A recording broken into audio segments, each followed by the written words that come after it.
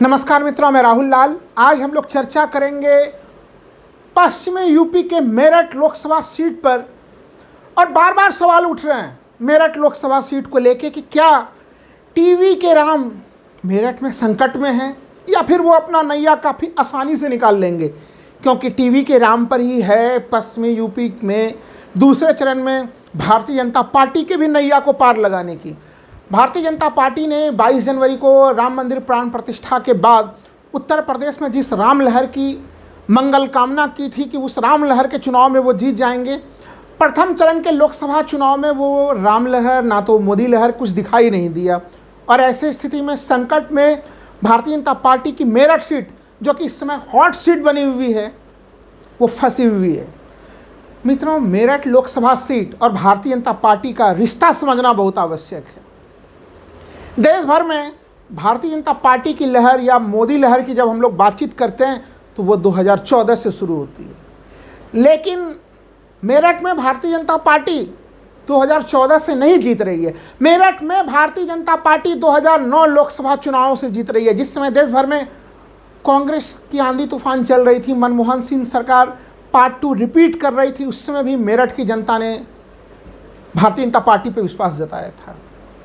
और तब यहाँ पे प्रत्याशी थे अग्रवाल जी, और वो राजेंद्र अग्रवाल उस समय 2009 के लोकसभा चुनाव को उन्होंने लगभग 50,000 वोटों से जीता था।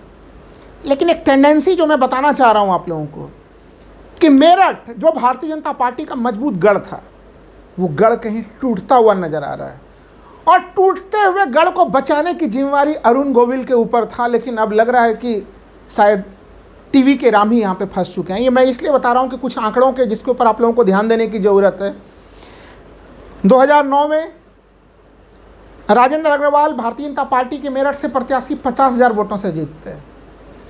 2014 में राजेंद्र अग्रवाल मेरठ लोकसभा चुनाव जीतते हैं, मोदी लहर में जीतते हैं और 2,32,000 वोटों से जीतते हैं। जी हाँ, एक बहुत बड़े मार्जिन से जीतते हैं। लेकिन 2019 के लोकसभा चुनाव में ही भारतीय जनता पार्टी की स्थिति दयनीय हो चुकी थी और किसी तरह से वो 4-5 हज़ार वोटों से वो चुनाव 2019 का लोकसभा चुनाव भारतीय जनता पार्टी जीत सकी थी। ध्यान रहे, ये मेरठ की बात कर रहा हूँ, बगल के पड़ोसी मुजफ्फरनगर की भी स्थिति वैसे ही थी। बड़े मुश्किल से संजीव बालियान ने 6,000 वोटों से भारतीय जनता पार्टी को 2019 में जीत दिलाई थी। इस संकट की स्थिति से बचने के लिए कि जिस लोकसभा सीट को 2009 से जीत रहे हैं, भारतीय जनता पार्टी ने यहाँ पे टीवी के राम को लेके आए। और शुरुआत में दिख रहा था मित्रों कि अरुण गोविल की स्थिति मजबूत है, यहाँ पे टीवी के राम मजबूत है यहाँ पे। क्योंकि अगर यहाँ पे हम लोग देखें तो समाजवादी पार्टी अपने उम्मीदवारों को लेके एक जो शुरुआती स्थिति रही, वहाँ पे हम लोगों ने देखा कि समाजवादी पार्टी ने सबसे पहले एडवोकेट भानु प्रताप को टिकट दिया, जिसको लेके मैंने पिछले वीडियो में ही उस समय हमने दावा किया था कि वो एक डमी प्रत्याशी हैं। समाजवादी पार्टी एडवोकेट भानु प्रताप के टिकट को बदलेगी और उसके टिकट को बदला गया। फिर वहाँ पे टिकट दिया गया अतुल प्रधान को। लेकिन नामांकन पत्र दाखिल करने के आखिरी दिन योगेश वर्मा जी की पत्नी सुनीता वर्मा, जो कि पूर्व मेयर रही हैं, उन्हें अचानक से टिकट दिया और उन्हें 4 अप्रैल को आखिरी दिन उन्होंने नॉमिनेशन दाखिल कर दिया।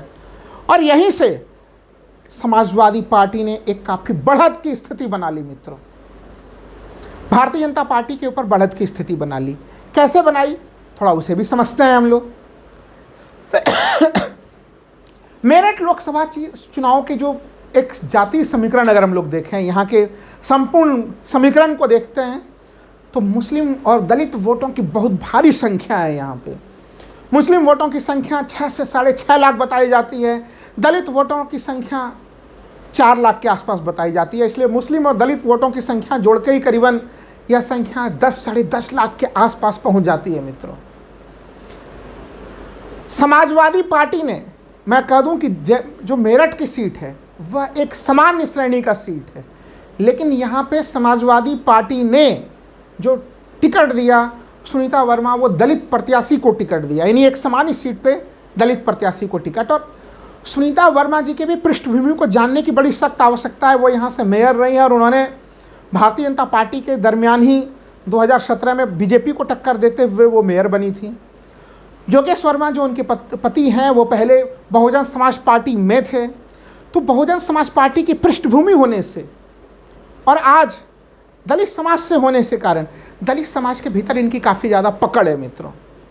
लेकिन एक जब सुनीता वर्मा को टिकट दिया गया और उसमें तमाम खबरें चलने लगी कि अतुल प्रधान जो है कि वो विरोध का बिगुल फूकेंगे, लेकिन अभी हाल ही में जब अखिलेश यादव मेरठ आए तो अतुल प्रधान भी पूरी ताकत के साथ मेरठ में चुनाव प्रचार करते हुए देखे गए और वो अपने दल बल के साथ पूरी ताकत के साथ चुनाव प्रचार कर रहे हैं।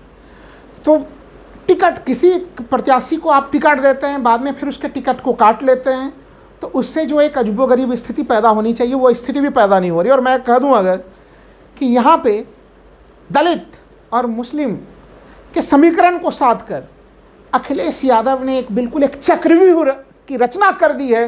भारतीय जनता पार्टी के चारों तरफ एक चक्रव्यूह की रचना कर दी है।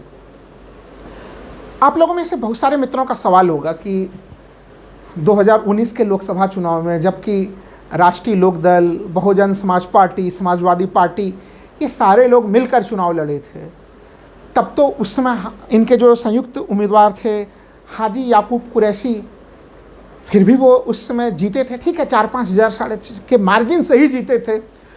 भारतीय जनता पार्टी के प्रत्याशी को वो हरा नहीं पाए थे और 4-5 हज़ार मार्जिन से पीछे रह गए थे। तो आखिर इस बार ये स्थितियां कैसे होंगी कि बहन मायावती अपना अलग से प्रत्याशी दे रही हैं, तो क्या विपक्षी वोटों में बंटवारा नहीं होगा और इसका लाभ भारतीय जनता पार्टी को नहीं मिलेगा? ये सवाल बहुत सारे लोगों के मन में उठ रहा होगा। मित्रों, इसके लिए हम लोगों को ध्यान देना पड़ेगा कि बहुजन समाज पार्टी यहाँ पे उसने किसे उम्मीदवार बनाया है। बहुजन समाज पार्टी की तरफ से यहाँ पे उम्मीदवार बनाया गया है देवव्रत त्यागी जी को। और पश्चिमी यूपी के अगर इस पूरे के पूरे आबो हवा को देखा जाए तो यहाँ पे नाराज़गी है, राजपूत वोटरों की नाराज़गी की चर्चा तो हम लोग करते ही हैं, जिसका प्रभाव प्रथम चरण में दिखा भी। या तो राजपूत वोटर्स, जो ठाकुर वोटर्स हैं, वो वोट करने के लिए नहीं गए, अगर वोट करने के लिए गए भी तो भारतीय जनता पार्टी को वोट नहीं किया। एक ये स्थितियाँ हैं। त्यागी वोटर्स में भी नाराज़गी है और इसी नाराज़गी को भुनाने के लिए बहन मायावती ने देवव्रत त्यागी को वोट दिया। अगर हम लोग बातचीत करें तो देवव्रत त्यागी जो त्यागी समाज से आते हैं, त्यागियों का जो पूरा का पूरा वोट है परंपरागत तौर पे वो भारतीय जनता पार्टी को जाता रहा है, लेकिन वो वोट भी भारतीय जनता पार्टी के थैले में नहीं जा रहा। भारतीय जनता पार्टी के थैले में कहीं ना कहीं जो अगर हम लोग देखें तो वहाँ से राजपूत वोटर्स भी जो है कि नदारद होंगे, उनके समूह में बिखराव की स्थिति है। और सबसे अच्छी स्थिति जब अतुल प्रधान को टिकट देने की घोषणा समाजवादी पार्टी ने की थी, तब मेरठ के मुस्लिम समाज ने स्पष्ट रूप से आवाज़ बुलंद करके कहा था मित्रों कि हम लोग फिर ऐसी स्थिति में हमें वोट ट्रांसफ़र करने में परेशानी होगी। लेकिन जब सुनीता वर्मा को टिकट दिया गया तो मेरठ के मुस्लिम समाज ने स्पष्ट कर दिया कि इसमें हमें समाजवादी पार्टी के प्रत्याशी को वोट करने में कोई कठिनाई नहीं है। तो ये जो दलित मुस्लिम कॉम्बिनेशन बिल्कुल शानदार बना है यहाँ पे। और प्रथम चरण के चुनाव में भी अगर हम लोगों ने देखा है तो जो 8 लोकसभा सीटों के चुनाव हुए हैं उसमें माना जा रहा है कि बहुत मुश्किल है भारतीय जनता पार्टी 1-2 सीटों से कहीं आगे बढ़ पाए, बहुत ही मुश्किल है। मुकाबला काफ़ी कठोर था और विपक्षी वोटों का बंटवारा नहीं हुआ था। वो तमाम परिस्थितियाँ, वो स्थितियाँ मेरठ लोकसभा सीट पे भी बनती हुई दिख रही है। दूसरी चीज़ देखिए, कहाँ तो बीजेपी ये सोच रही थी कि यहाँ से टीवी के राम को लाके वो मेरठ की सीट तो जीतेंगे ही जीतेंगे, बाकी दूसरे जगह पे भी राम लहर की स्थिति बनेगी। लेकिन टीवी के राम की भी कई कमियां हैं अरुण गोविल जी की। अरुण गोविल जी नंबर 1 भारतीय जनता पार्टी के कार्यकर्ताओं से अब तक वो संबंध नहीं बना सके हैं। अरुण गोविल जी को लेके यहाँ पे जो एक मेरठ में जो चर्चा चल रही है, वो चर्चा ये चल रही है कि एक बाहरी प्रत्याशी को जो है कि कहीं न कहीं मेरठ में भारतीय जनता पार्टी ने जो है कि डाल दिया। आप लोग कहेंगे कि भाई वो तो मेरठ से ही हैं, वो मेरठ से हैं जरूर, लेकिन लंबे समय से वो मुंबई रह रहे हैं अरुण गोविल जी, तो वो मेरठ के समस्याओं से परिचित नहीं है। यही कारण है कि जब पत्रकारों ने उनसे ये सवाल पूछा कि मेरठ के किन समस्याओं को आप सुलझाएंगे सांसद बनकर, तो अरुण गोविल जी ने बड़े दो टूक जवाब दिया उन्होंने। और उनका जवाब क्या था? उनका जवाब ये था कि जब मैं लोकसभा चुनाव जीत जाऊंगा फिर यहाँ आप लोगों के साथ मिल बैठकर हम लोग जो है कि चर्चा करेंगे कि क्या समस्याएं हैं, और फिर समस्या जान के फिर समस्या सुलझा दिया जाएगा। यानी अभी जब वो चुनाव लड़ रहे हैं तो उन्होंने मेरठ के समस्याओं को जानने समझने का कोई भी उन्होंने जो है कि उसके लिए कोई कसरत नहीं किया, कोई मेहनत नहीं किया है। तो कार्यकर्ताओं के साथ उनकी दूरी, उनका एक अलग सा एटीट्यूड जो लगातार वो बोल रहे हैं, उनके तमाम बयान जो है कि वो विवादों के घेरे में आ जा रहे हैं। जब उनसे पत्रकार सवाल पूछते हैं कि चुनाव जीतने के बाद वो मेरठ आएंगे कि नहीं आएंगे, उसके बारे में वो बोलते हैं कि बताएंगे बाद में जो परिस्थितियां होंगी। ये तमाम बयान भारतीय जनता पार्टी को नुकसान पहुंचा रहे हैं। ऐसे स्थिति में कहाँ तो टीवी के राम के माध्यम से भारतीय जनता पार्टी अपने आप को आगे ले जाने का प्रयास कर रही थी, लेकिन अखिलेश यादव के मास्टर स्ट्रोक के दाव के कारण भारतीय जनता पार्टी मेरठ में ही फंस गई है। और अब अरुण गोविल को जिताने के लिए सहारा किसका लिया जा रहा है मित्रों? क्योंकि टीवी के राम अकेले मेरठ में कमज़ोर पड़ रहे हैं, इसलिए टीवी के सीता दीपिका चिखलिया उनको अब उनका सहयोग लिया जा रहा है। टीवी के लक्ष्मण सुनील लहरी उनका प्रयोग किया जा रहा है। यानी तमाम टीवी के रामायण सीरियल के अलग अलग किरदारों को, उन सबों को जो है अब लगाया जा रहा है मेरठ में। इन सबों को 22 जनवरी के दिन जब राम मंदिर प्राण प्रतिष्ठा हो रही थी तब भी देखा गया था, और अब फिर से मेरठ में ये पूरी की पूरी टोली नजर आ रही है। और यहाँ पे सवाल चुनाव आयोग पे भी उठते हैं मित्रों। अरुण गोविल जी भगवान राम की तस्वीर लेके चुनाव प्रचार करते हैं। चुनाव आचार संहिता के मामले को लेकर अगर बात की जाए मित्रों, तो चुनाव प्रचार में धर्म के जो है कि चीज़ों को नहीं जोड़ा जा सकता, उसका प्रचार, उन चीज़ों को जोड़ना गलत चीज़ है। लेकिन चुनाव आयोग भी इस मामले पे चुप्पी साधे हुए। लेकिन ये तमाम दाव कहीं न कहीं भारतीय जनता पार्टी के फेल होते हुए दिखाई दे रहे हैं। उसके कई बुनियादी कारण भी हैं, केवल जातिगत समीकरण ही इसका कारण नहीं है मित्रों। बुनियादी कारण अगर हम लोग देखें, मेरठ जो कि पश्चिमी यूपी का एक काफ़ी प्रमुख क्षेत्र है, 1857 के आंदोलन में भी इसकी भूमिका रही है। यहाँ से लोग भारी संख्या में सेना में जाते हुए रहे, लेकिन अग्निवीर योजना के कारण यहाँ के लोगों के सेना में जाने का वो रास्ता भी बंद हुआ है। कृषि क्षेत्र का एक प्रमुख स्थान रहा है मेरठ। किसान आंदोलन का भी प्रभाव पश्चिमी यूपी के इस क्षेत्र में देखा जा सकता है। वो तमाम तरह की चीज़ें भी दिख रही हैं। यानी और दूसरी चीज़ की Meerut double anti incumbency factor का भी सामना कर रहा है। यानी जो जनता में निराशा है वो केंद्र के मोदी सरकार के 10 वर्षों की निराशा की स्थिति तो है ही, साथ ही साथ राज्य सरकार के जो अब लगभग 8 वर्ष पूरे हो चुके हैं उससे संबंधित भी एक निराशा की स्थिति यहाँ पे हम लोगों को दिखाई दे रही है। तो उस डबल एंटी इनकम्बेंसी फैक्टर से भी भारतीय जनता पार्टी को लड़ाई लड़नी है। लेकिन इस बीच अरुण गोविल जी का जो चुनाव प्रचार है वो भारतीय जनता पार्टी को कई संकट के दायरे में खड़ा करता है। अरुण गोविल जी की अपनी एक रूटीन है, जो मेरठ से सूचना आ रहा है, कई लोगों से, पत्रकारों से बातचीत करके जो जानकारी मिल रही है। मैं मेरठ गया था, लेकिन अभी इधर हाल में नहीं गया, प्रथम चरण के चुनाव के दरमियान में मैं मेरठ गया था। अरुण गोविल जी अपने एक फिक्स रूटीन में रहते हैं, और उस फिक्स रूटीन को चुनाव प्रचार के समय में भी वो बदलने के लिए तैयार नहीं है। उन्हें अगर दोपहर 2 बजे सोना है तो दोपहर 2 बजे वो जरूर चुनाव प्रचार छोड़कर सोने के लिए आ जाते हैं। लोकसभा क्षेत्र मित्रों काफ़ी बड़ा सा क्षेत्र होता है, तो वो एक निश्चित स्थान जहाँ पे मेरठ में उनके लिए इंतजाम किए गए हैं, वो वहीं पे जाके दोपहर में हल्की सी जो है कि वो नींद भी लेना चाहते हैं। वो शाम 7 बजे, चूँकि उनका एक अपना फिक्स रूटीन है, शाम 7 बजे के बाद भी वो चुनाव प्रचार नहीं करना चाहते हैं। तो एक तरह से जो चुनाव प्रचार को जो गति मिलनी चाहिए उसमें कई तरह की रुकावटें अरुण गोविल खुद ही उत्पन्न कर रहे हैं। वो अपने निजी रूटीन को समय परिस्थिति के अनुसार बदलने के लिए तैयार नहीं है। और कार्यकर्ता जो चुनाव जिताने में बड़ी महत्वपूर्ण भागीदारी निभाते हैं, उन कार्यकर्ताओं के साथ उनकी तारतम्यता की स्थिति नहीं है।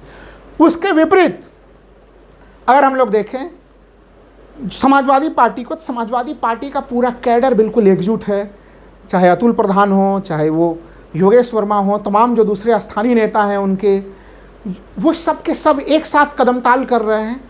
और मित्रों ये ध्यान रखें कि अगर मेरठ में जो परिस्थितियां बन रही हैं, यही परिस्थितियां 26 अप्रैल को वहाँ पे वोटिंग बनी हुई रही, तो समाजवादी पार्टी एक बड़े इतिहास रचने की तरफ मेरठ में अग्रसर हो रही है। मेरठ लोकसभा सीट समाजवादी पार्टी ने अब तक कभी नहीं जीती है। तो ये समाजवादी पार्टी बनने के बाद ये पहले बार एक तरह से यहाँ पे अगर अरुण गोविल हारते हैं तो समाजवादी पार्टी अपना खाता खोलने की तरफ अग्रसर हो रही है। यहाँ पे फर्स्ट बार जो है कि वो मेरठ लोकसभा सीट वो जीतेगी। परिस्थितियाँ कितनी तेज़ी से बदल रही हैं, जो तमाम लोग ये विश्लेषण करते थे कि पश्चिमी यूपी में समाजवादी पार्टी कमज़ोर स्थिति में है, वो स्थितियाँ बदल रही हैं। और उन स्थितियों के संकेत विधानसभा चुनाव के दरमियान में ही मिलने शुरू हो गए थे। यही कारण है कि जो मेरठ लोकसभा के भीतर जो विधानसभा की सीटें हैं, वहाँ पे भी समाजवादी पार्टी को सफलता मिली थी, पश्चिमी यूपी में भी सफलता मिली थी, और अब स्थितियाँ वहाँ से काफ़ी ज़्यादा आगे बढ़ चुकी है। यही कारण है कि बार बार जो तमाम पूरे समीकरण बने हुए हैं, जो मैंने कहा कि 2009 से ही 2009 के बाद 2014 में काफ़ी ज़्यादा वोट बढ़ना, फिर 19 में वोटों का और घट जाना, वो क्रम एक बना हुआ है। हालांकि भारतीय जनता पार्टी को ये लगा कि अग्रवाल जी, राजेंद्र अग्रवाल जी चूँकि 3 टर्म के सांसद हैं, तो इसलिए एंटी इनकम्बेंसी फैक्टर होगा उनके विरुद्ध, उन्होंने राजेंद्र अग्रवाल का टिकट काट दिया। और अरुण गोविल जी भी चूँकि वैसे समुदाय से ही हैं, तो इन्हें लगा कि कोई नाराज़गी की स्थिति ना हो, वो जो वैश्य समुदाय है वो भी भारतीय जनता पार्टी का परंपरागत वोटर है, तो इन्होंने अरुण गोविल जी को लाया था। लेकिन अरुण गोविल जी टीवी के राम को लाने से स्थितियां बिल्कुल नहीं बदली हैं। और ऐसे स्थिति में अगर 4 जून को आपको यह न्यूज़ सुनने के लिए मिले कि मेरठ लोकसभा सीट टीवी के राम नहीं बचा पाए, तो ये कोई अतिशयोक्तिपूर्ण स्थिति नहीं होगी। धन्यवाद मित्रों।